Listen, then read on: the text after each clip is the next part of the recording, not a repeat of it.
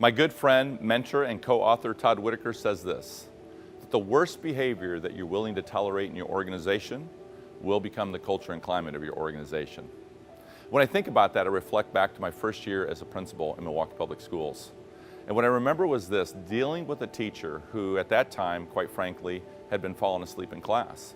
And I remember going in to try to have the conversation with this woman and realizing I did not have the skill sets on how to address this individual and have that conversation. In fact, I was terrified. And so I made the decision not to have the conversation, thinking that if I did, it would hurt my culture.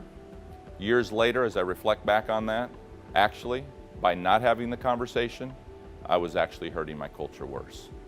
So, how do we begin to have conversations with those individuals in our organization that are hurting our culture? You see, it's a skill set, and the only way we can get better is that we have to have the conversation.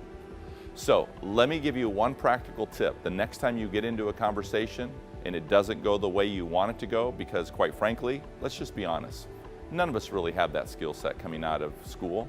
So how do we begin to develop that? Can I just tell you something? I am so sorry, that was not my intent.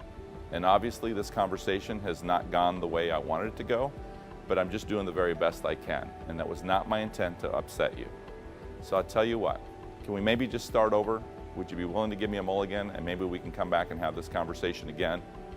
You see, I believe sincerity and genuineness in a conversation and recognizing that we don't have this crazy job all figured out, I think is real. And I think people respect that and appreciate that. So quit pretending like you have this all figured out, quit worrying about making mistakes, and just own your mistakes. Apologize and ask for forgiveness. Try that next time you have to have a difficult conversation.